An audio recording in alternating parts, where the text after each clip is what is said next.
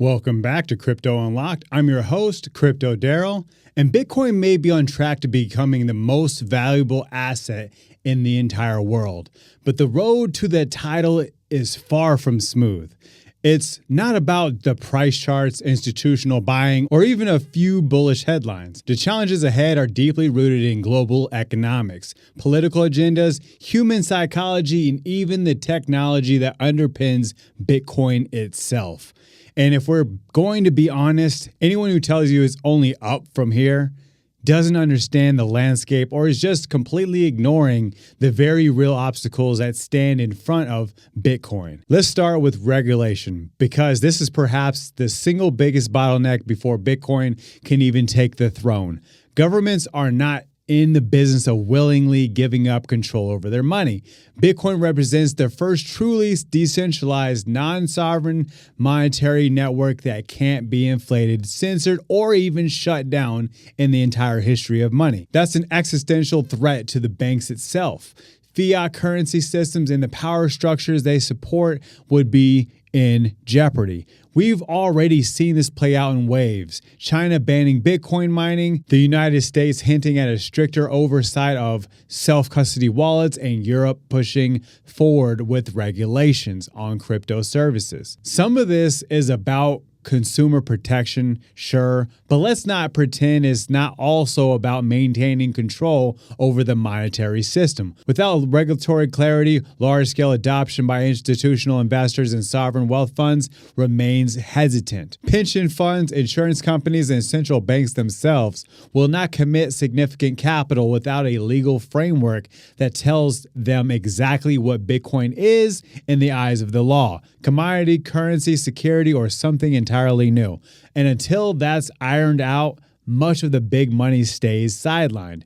Then there's volatility, the very thing that makes Bitcoin exciting to traders but terrifying to traditional investors.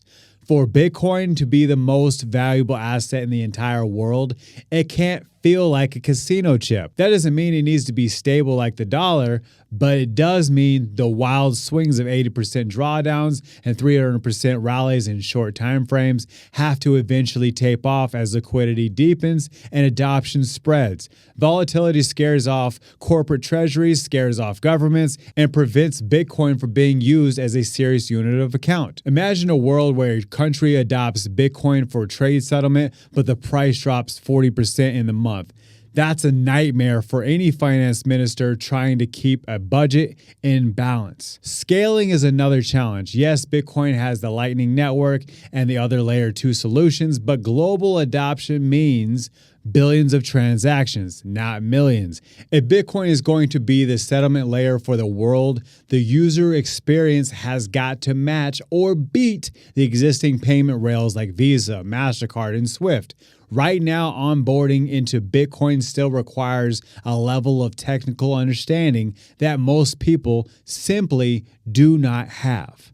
Custody, private keys, backups, these are not intuitive for the average person. And until interacting with Bitcoin feels as seamless as swiping a card or tapping a phone, mass adoption will always have its friction. Another huge hurdle is energy, not in the sense of whether Bitcoin's energy use is good or bad, but in the sense of how it's perceived. The Bitcoin mining industry has made massive strides toward renewable energy and wasted energy. But the public narrative is still heavily influenced by headlines about Bitcoin boiling the oceans. If that perception isn't addressed, expect environmental regulations, carbon taxes, or even mining restrictions to be used as political tools to slow Bitcoin's spread. Education is perhaps the most overlooked challenge. Most of the world still doesn't understand what Bitcoin even is, why it matters, or how it's fundamentally different from every asset that has came before it. People understand stocks, bonds, real estate, even gold. Without mass financial literacy, not just about Bitcoin, but about the flaws of the current fiat system, adoption will remain shallow. And without deep adoption, Bitcoin's ability to compete with global reserve assets remains limited. Let's also talk about competition. While Bitcoin is unique in its decentralization and immutability, it's not the only asset for the title of global value anchor. Gold has thousands of years of history as money and physical scarcity that people instinctively trust. Real estate offers tangible utility and income potential. And in the digital realm, we have an entire universe of cryptocurrencies that attempt to offer faster payments, more privacy, programmability that Bitcoin lacks. While I personally believe Bitcoin's simplicity and security give it the ultimate edge, competition for capital mindshare is real, and it will continue to be so.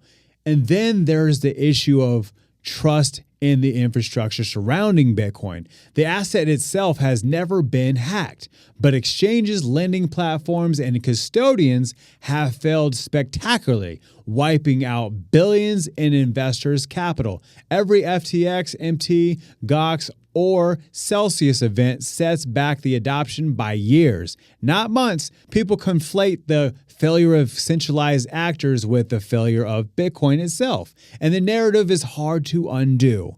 If we zoom out to the geopolitical level, there's another big challenge: Bitcoin's role in the world of economic warfare.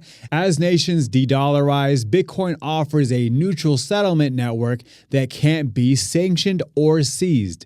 That's incredibly powerful, but also incredibly threatening to the dominant powers of the current financial order. If the largest economies see Bitcoin as a direct challenge to their currency, they will not sit idly by. They will regulate it, they will tax it, and in some cases, they will outright ban it.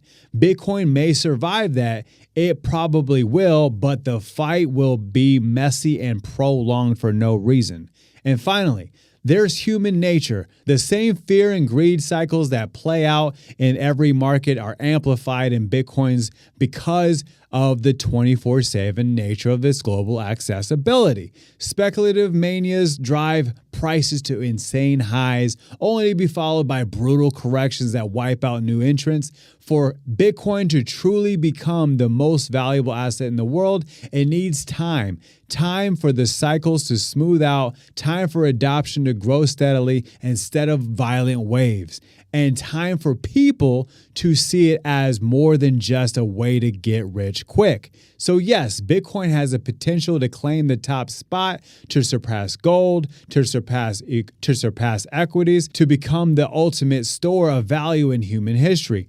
But that victory is not guaranteed, and it's not imminent. It will have to earn it brick by brick in the face of regulatory battles, technological scalings, public perception, and the inertia of the existing financial system. The reward for overcoming these challenges is monumental. A world where money is truly sovereign, where value can be transferred instantly without permission, where the rules are the same for everybody, everywhere, but we're not there yet. And if you're in this market, if you believe in Bitcoin's future, you have got to be prepared for the battles ahead, because the higher it climbs, the harder resistance will become. The road to becoming the most valuable asset in the entire world will be long, volatile, and full of obstacles. But for those who understand the mission, that's exactly what makes it worth the fight. And if that's you, make sure you hit that subscribe, that like button. I'll see you on the next one.